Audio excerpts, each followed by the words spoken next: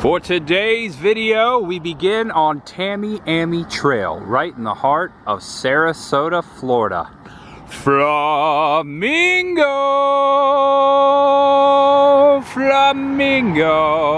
classic roadside motel with an awesome name. I've passed this place for years and I said, you know what, someday I'm gonna stop and share the Flamingo Inn. I didn't know I would put it up front in a video, but so happened to be right here in this area. The main subject matter is amongst the Flamingo Inn. Flamingos! I love my flamingos, and I'm glad to see they're embracing it here at this cute little motel. And it looks like there's plenty of vacancy. There's like no one here. Howdy everyone, I am Tampa J. Welcome back to the channel. We begin here at the Flamingo Inn at 47th and Tamiami Trail, aka US Highway 41. It's across the street here at the former location of this classic restaurant, the Melody Restaurant and Family Diner. Closed a few years back, but this restaurant was legendary, and I never got a chance to come down and check it out before it closed, but it's currently abandoned and we can take a look at it right now. And sitting vacant and currently abandoned, it is for lease though. The Melody Restaurant opened in 1965. I really like the mid-century architecture and the cool neon sign up there. I have a photo of the Melody Restaurant when it opened back in '65. I will put it right down there in the screen, down in the lower right hand corner, so you can check it out there to see what it looked like. I'm almost at a similar angle. Notice all the classic automobiles, the 1960s automobiles. The building looks identical, it's just been changed, and also you can see what the sign used to look like. And I'm sad that I never got the opportunity to eat here at Melody. It was open for over 50 years. That's a long time. I'm sure there's someone who is watching who has eaten at the Melody and can comment below their favorite dish. We'll have fun with it. For lease, you never know. Someone could lease it and reopen the Melody Family Restaurant. It's a cool building. It caught my eye a couple years ago. It was closed then too. It's been closed a couple years, and I was like, man, I gotta show this. Right across from the Flamingo Inn. That's where we're beginning the video.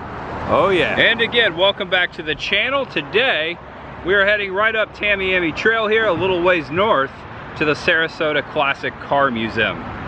Classic cars. For you cars enthusiasts out there, that's right. If you like cars, you might like today's vlog. If you don't, I hope you enjoy my experience checking out this cool museum. It caught my radar a couple years back as I was exploring the John Ringling Museum of Art in Catazan, which is across the street, a famous Florida roadside attraction. I saw that this museum was there and I was like, hey, I gotta come back and check that out, and today is the day. So I hope you enjoy the video. We're gonna go check that out right now, right up the street. Just gotta get in my car and head to the Classic Car Museum. There's much ahead. And 1 mile up the road, welcome to the Sarasota Classic Car Museum, 5500 Tamiami Trail. A cool sign right here. This guy cranking up his old school vehicle. Over 25 classic Porsches and Ferraris on display. The automotive art of Ferdinand Porsche and Enzo Ferrari.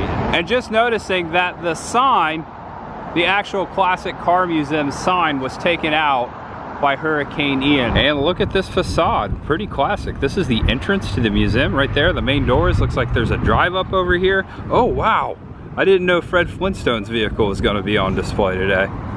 Look at that. I wonder what the foot power is. I wonder what year this is. If I had to guess, I'd say it's at least 2000 BC. Oh yeah.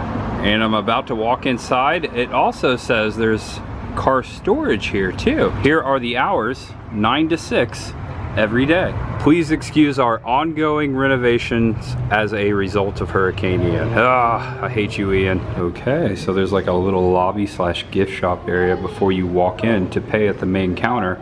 A couple vehicles already to the left, and this old school photograph of the museum way back in the day. Cars of Yesterday was the original name of this attraction.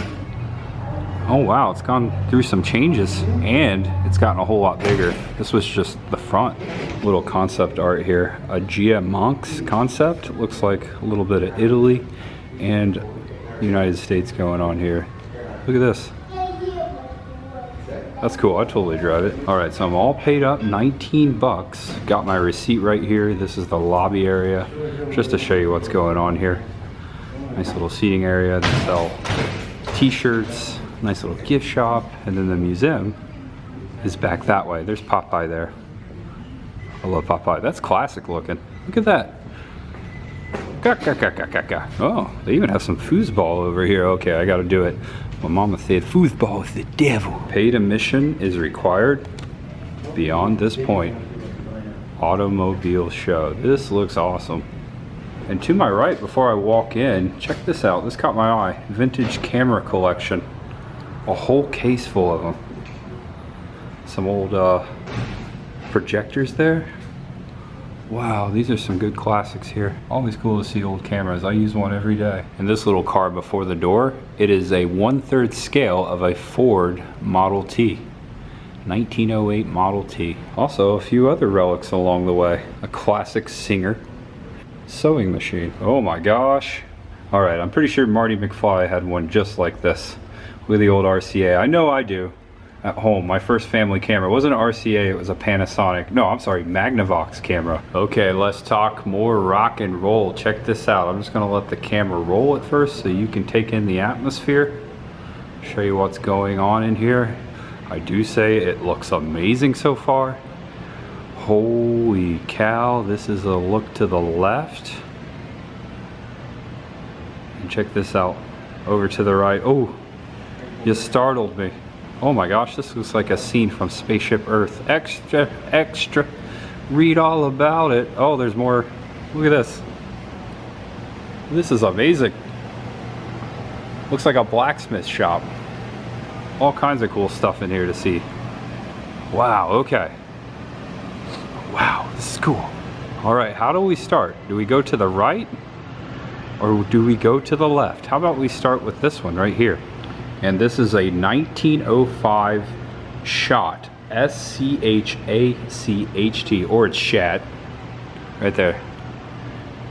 These were produced in 1905 to 1908, it says, in Cincinnati, Ohio. A lot of vehicles came from the Midwest back in the day. And I have stumbled upon the European section right away. Check this out. Who remembers this from Family Matters? Steve Urkel driving this car. It is a 1957 BMW Isetta 300. And, oh, here you go. Here's some more information. Manufactured in Munich, Germany. Production was 1955 to 1962. Yeah, I specifically remember Steve Urkel driving one of these cars. Did I do that? An Italian car. This one was made in 1972, made of fiberglass and designed by E. Spada. The chassis is 162.4 inches in length and it weighs just a little over 2,000 pounds, which is nothing. Oh my gosh, I bet that thing flies. Also, did James Bond drive one of these?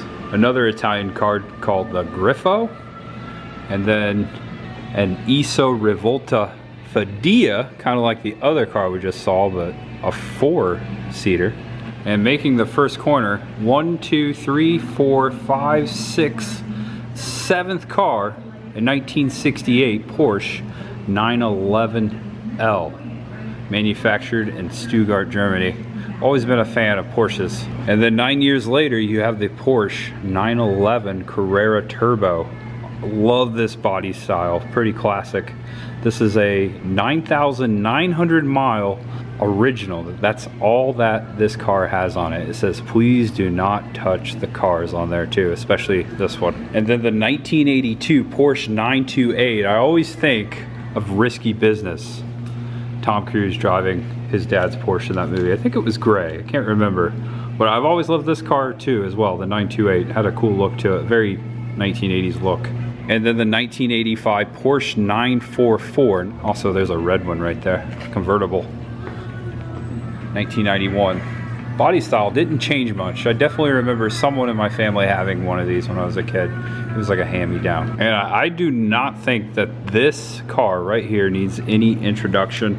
There's not even a sign here But this is a Lincoln Continental. I would have to say a 62 or a 63 black convertible. This is the model that sadly JFK was riding in when he was shot and killed in Dallas, Texas. And I've always, not because of that, but I always just love this car just because it's classy, it's sleek, it's amazing, and it's cool to see one in the real. I haven't seen one of these in quite some time. And there you go. I didn't even see the sign. 63 Lincoln Continental convertible.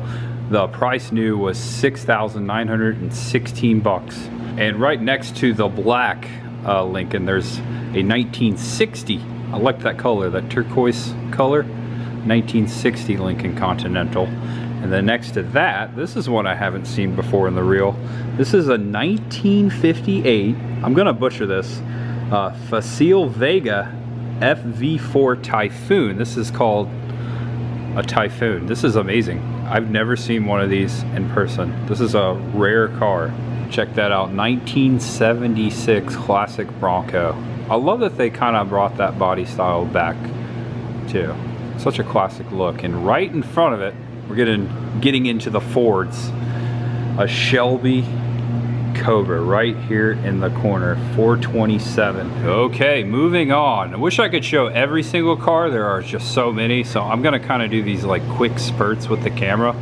You've got a 2015 Dodge Hellcat there, classic Porsche, another Shelby Mustang there. That is the GT 500 KR.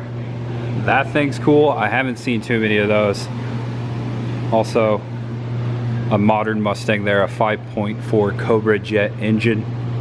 Oh, and there's a Ford Fairlane right there on the end. I like that.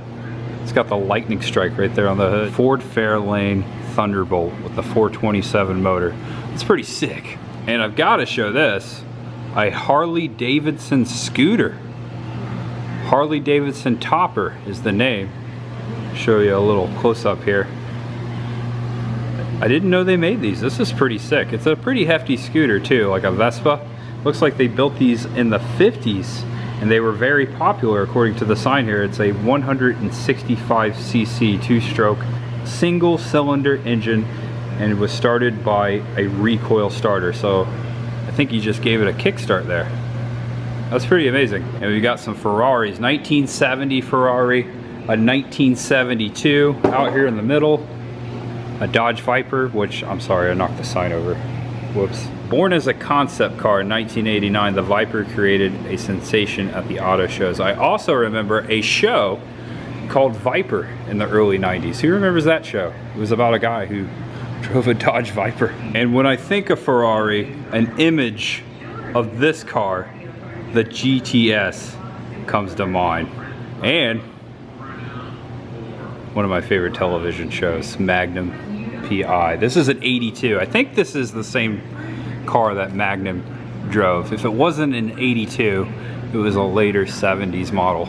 This is a 77. This is the, actually this is the GTB, and this is the GTSI. So cool. I would give anything to drive one of those in Hawaii, right? Do they do that? I know you can fly the Magnum helicopter out there.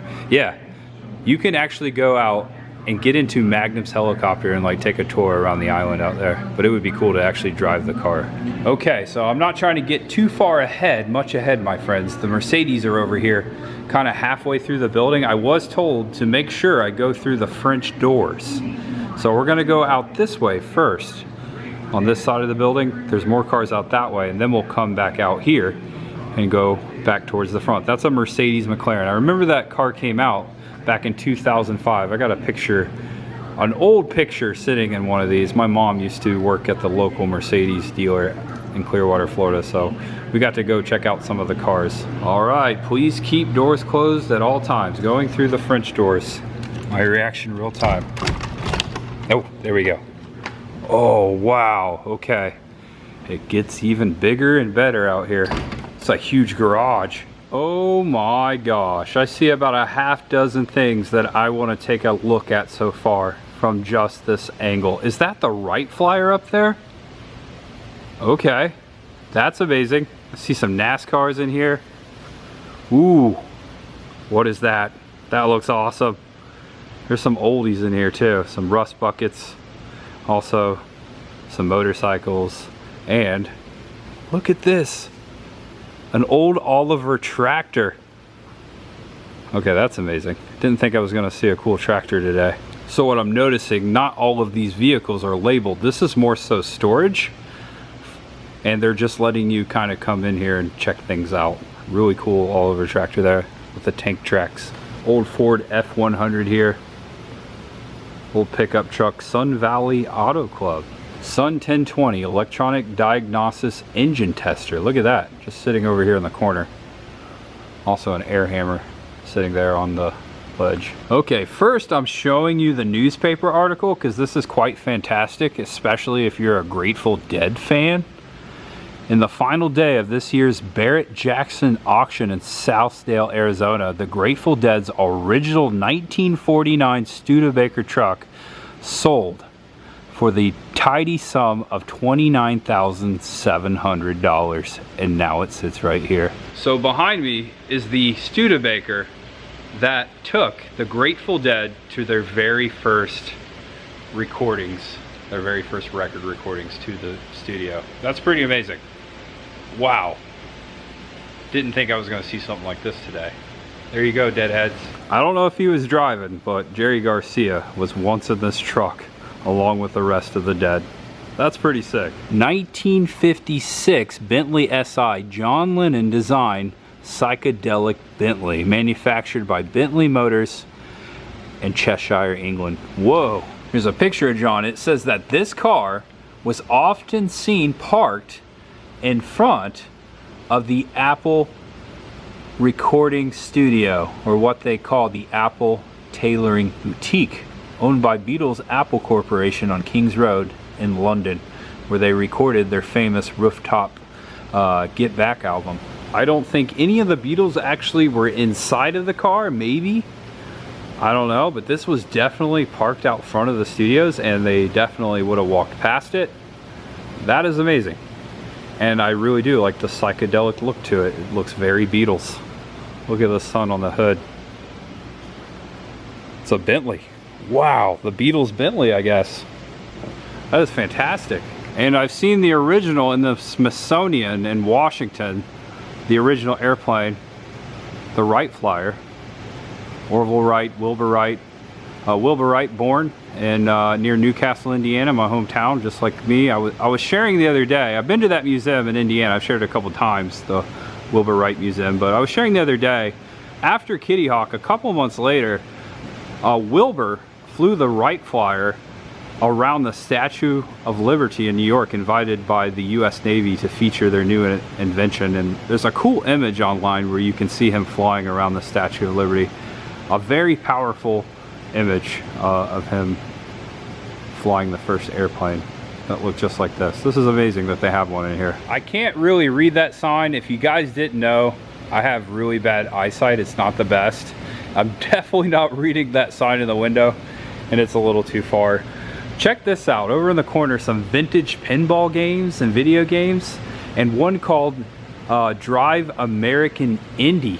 Right there, I'll zoom in. I just want to show you what was going on here. I'm reading it through the screen. I'm zoomed in. The better you steer, the better you go. It looks like an original, not so much video. That might be all like analog, but definitely a driving game. That is cool. I've never seen one before. I had to show it. And we have barely made a dent.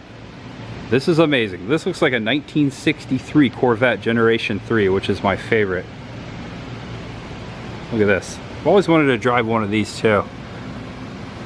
And the 94 McDonald's car, driven by Bill Elliott. Now, I don't know the year of this car, but I do feel like, back in the day, I went to the Brickyard 400 in Indianapolis. I do feel like I remember a McDonald's car. Maybe I saw this car race. I don't know. Far-fetched, but fun to think about it. But yeah, there you go. Good old NASCAR next to an Indy car. Look at this. Grew up around the Indy 500, went several times when I was a kid, and 2 years ago in 2021 when Elio Castroneves won, I was there. That was a great time. I can't wait to get back to the Indy 500. They just had a race this past weekend, and I wish I really could have made it to that. I love the race. And this one currently being restored, a lot like the car we saw up front. Looks like they have a lot of work to do, but a nice solid body there. We all live in a yellow submarine.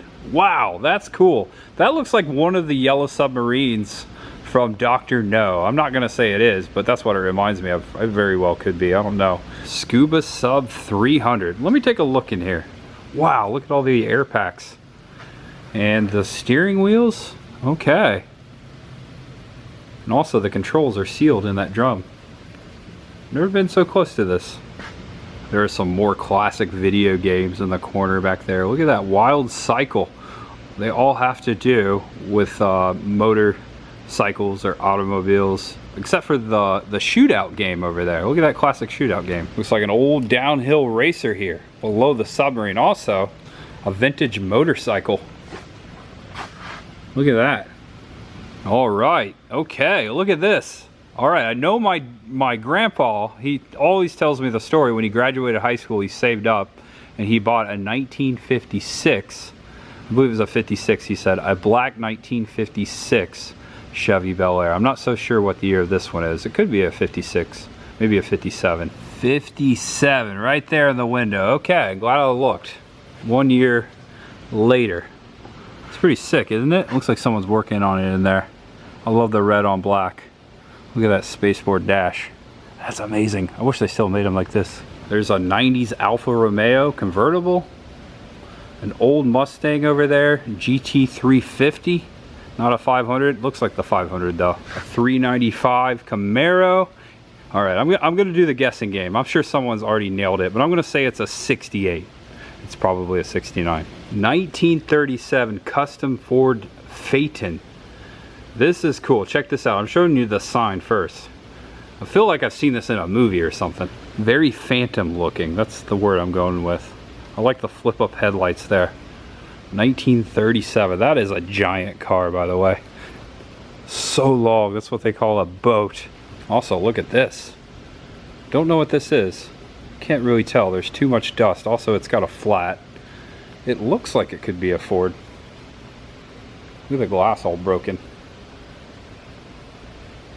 I like it though, I'd drive it just the way it is. Just gotta air up the tires, change them. I'm looking inside, trying to make out this car. I'm not so sure, someone's gonna have to comment below. A 1932 Packard, Monte Carlo Packard. That name sounds familiar. Was it Packard or was it a Nash that had the beds in the back? I think it was a Nash. Check out the logo there. Coat of arms. Nice big old rust boat here. That looks mean. I just put a clear coat on it and drive it like that if it were me. Let's take a look inside. Yeah, this interior. Oh, wow. Is this Al Borland's car? It's got flannel. A Plymouth Prowler. Look at that. I've actually taken a drive or a ride before. I rode with a friend way back in the day. It was an older friend. A friend of the family's had a Plymouth Prowler. He actually worked for Chrysler. I went to a high school once called Newcastle Chrysler High School. Chrysler was a big employer in the town. My great-grandfathers worked for Chrysler. But yeah, he had a Plymouth Prowler, worked at Chrysler, and he took me on a joyride one night. It was fun. Thing's fast. I think it has the same motor as the Viper did back in the day. Does this grille remind you of something? Cadillac, white paint, chrome.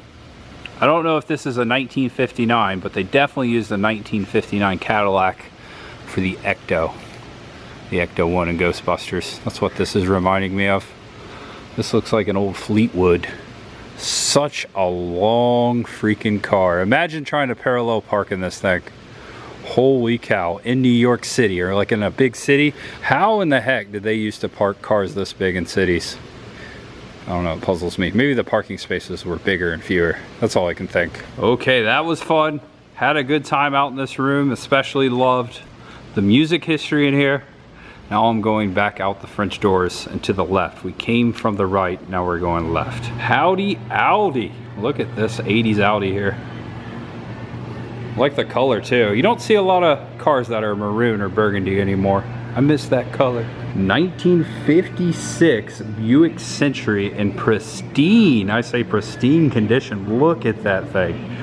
Wow. The sign says it has 55,000 original miles and it is a California car. It's from Los Angeles. I'm gonna get as close as I can. Check out the interior there.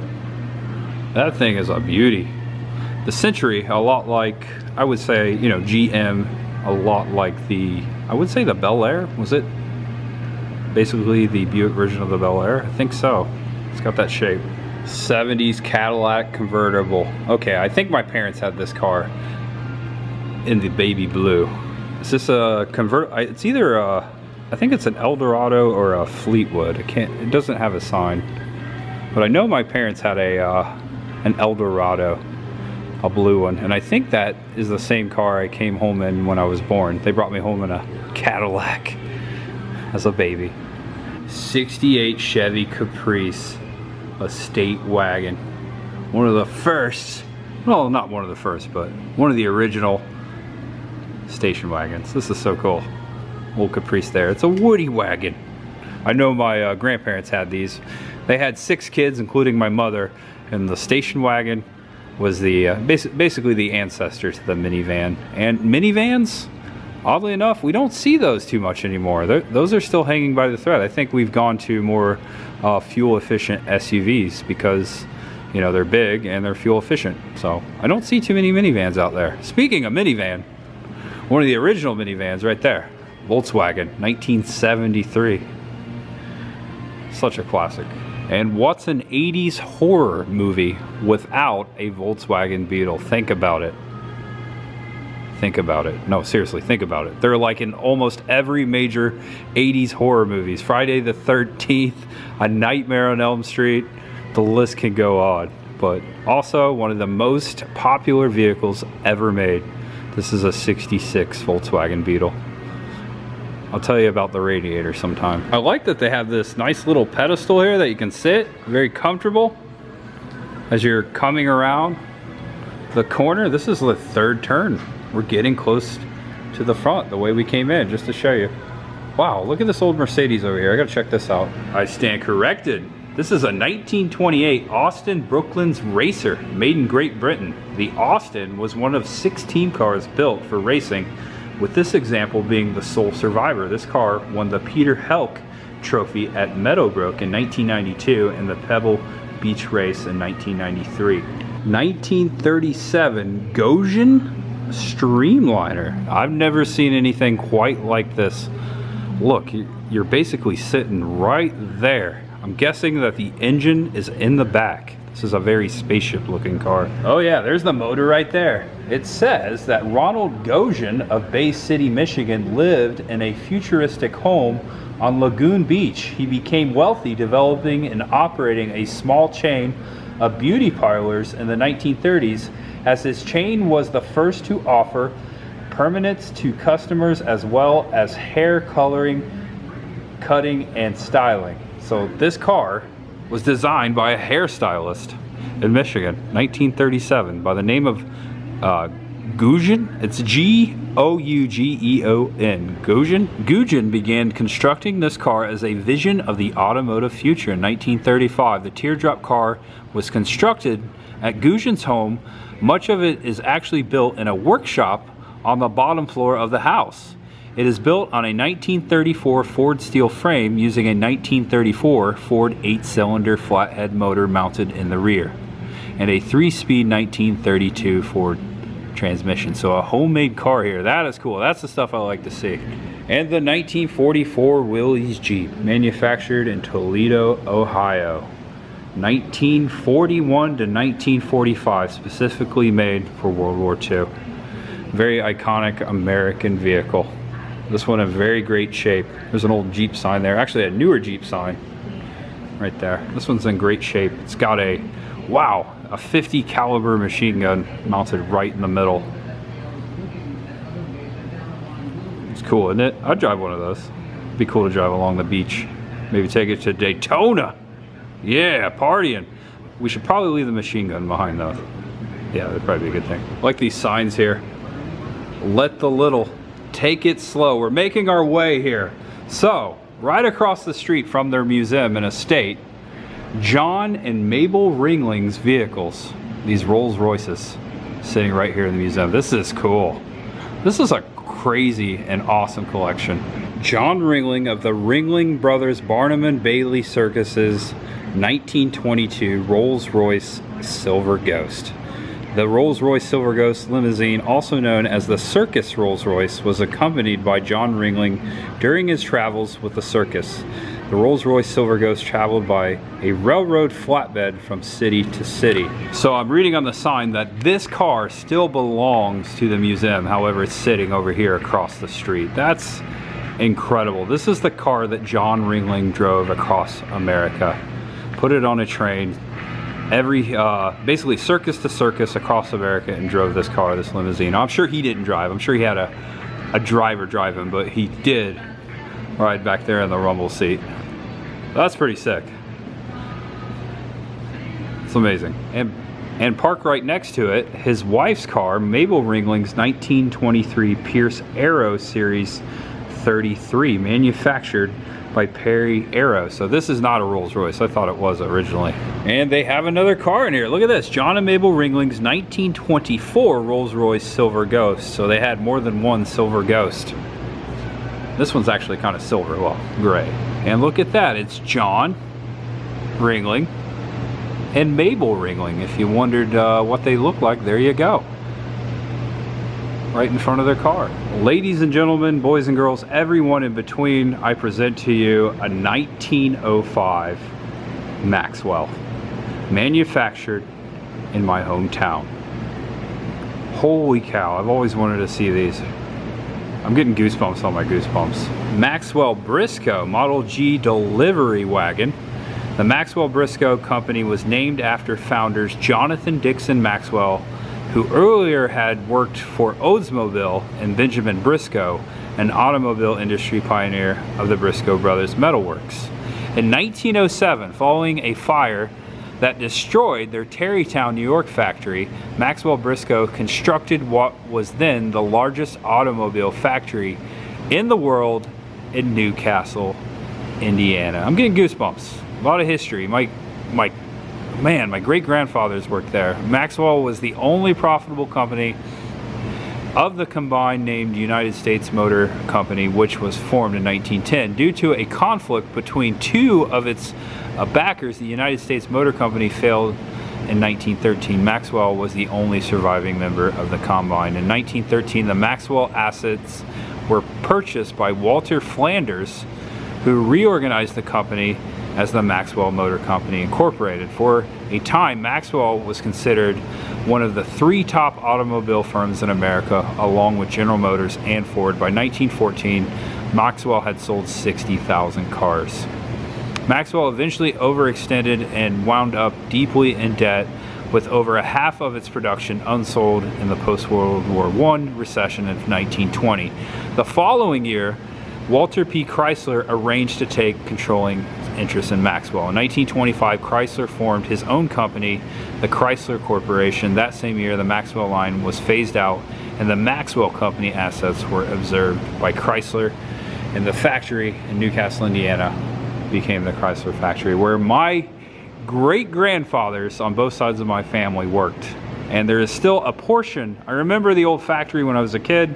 It sat there for years right near my grandparents' house, and there is still a portion of it, and I've showed it in several videos every time I go home. This car was not manufactured in Newcastle. This was actually in New York before they came to Indiana, but still cool to see a Maxwell.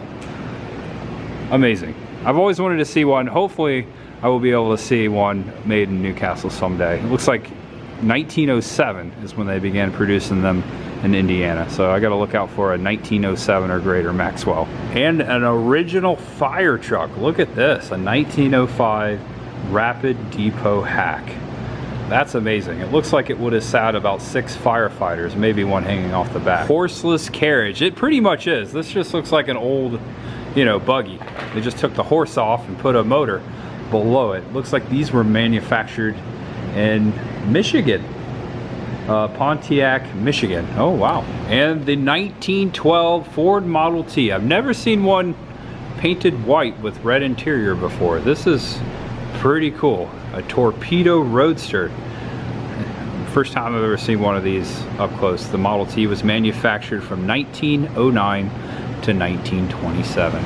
Okay, wow, okay. Maybe someone knew this was here.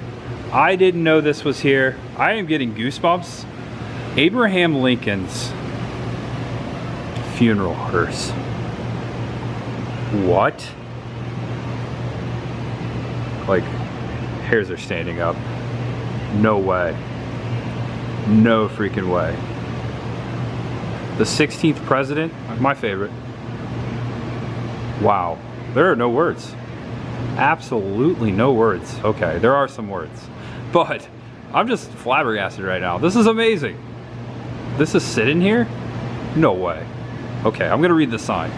And there's a photograph. Oh my gosh. April 21st, 1865, a train carrying the coffin of assassinated President Abraham Lincoln leaves Washington, D.C. on its way to Springfield, Illinois, where he would be buried on May 4th. The train traveled through 180 cities and 7 states on its way to Lincoln's home state. At each stop, Lincoln's coffin was taken off the train, placed in the elaborately decorated horse-drawn hearse, and led by soulman processions to a public building for viewing. Thousands of mourners flocked to pay tribute to the slain president.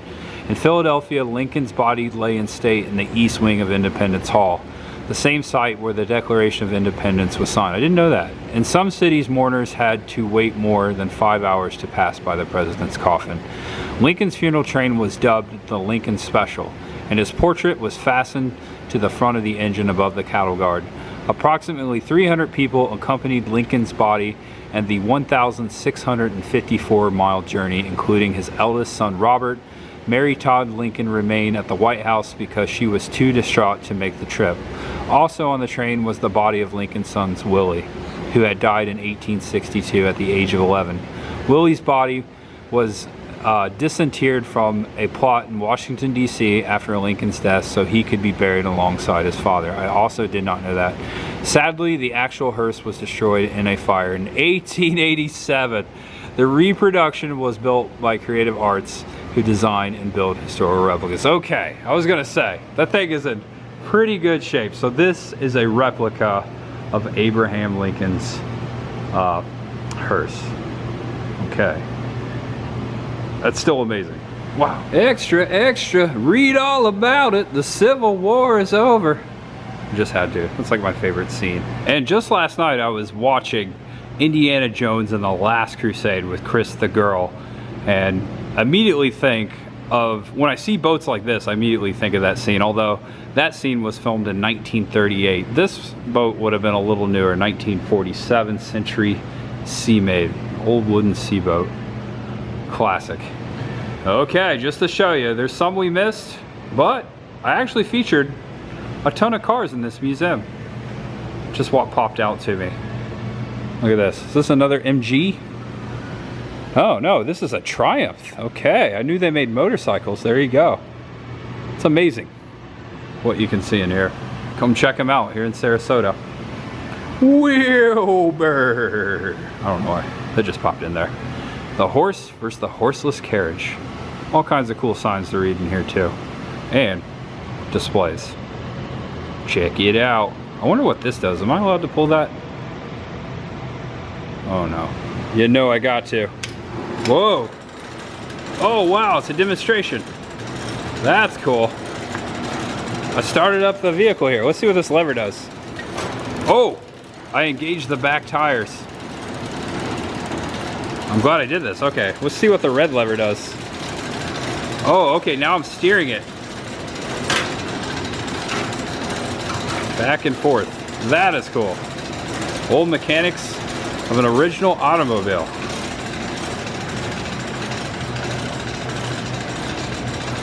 Sweet! Right when you walk in, across the way, I didn't really highlight these classic Porsches from the 1950s. There are so many Porsches in here. I think the owner is a Porsche collector. Oh yeah. A collector of some awesome automobile antiquities, I tell you what. I am blown away with the vehicles I saw in here today. Loving cars. All right, come check them out. I had a great time here, just 19 bucks. And I do believe they have a coupon on the website. I will put a link to the website in the description below so you can get that coupon and you can see when they're open. They're open pretty much every day of the week, 8 to 6, and they are closed. I think they said they're definitely closed Christmas. So that's it. Maybe they're open on Thanksgiving, I don't know. Check out the website. I don't know, but if I was a gentleman riding on the back of a Vespa with an ice cream cone, I think I would have a different expression. He doesn't look too thrilled, does he? Maybe because he's riding on the back and not driving. I like his bow tie. All right, everyone, if you enjoyed the video, do me a favor, give it a thumbs up right down there and subscribe below if it was your first time. I appreciate you watching and sticking to the end. Appreciate you guys always watching. Thank you. Hope you enjoyed the video and you come down here and check out the cars yourself someday. If you do, tell them Tampa J sent you. But for now, I'm heading back to Tampa. Know you're awesome, know you're loved, and no matter who you are, what you're going through, there's always much ahead. Whether you have a Fred Flintstone car, an antique one, a Volkswagen Jetta like me, or hey, a bicycle like the guy going down the street there. Whether you don't even have a vehicle, you just know you're awesome. I don't know where I'm going with that. All right, that was a great time. See you guys. See you in the next video. Bye-bye. All right, everyone, heading home, taking Highway 41 straight up through Bradenton. Earlier today, I was at Charlie's Horror and Sci-Fi Con. I made 2 videos in one day, a little backlog. I don't normally do that, but whenever I have enough time and I'm in a certain area, sometimes I have enough time to check out 2 different events, so I made 2 different videos. If you stay till the end, now you know the magic, the vlogging magic. Beautiful day out here, isn't it? I love Bradenton. Love Sarasota, south of Tampa Bay. Such a cool area. I always enjoy coming down here, and there is still so much to see, much ahead in this area.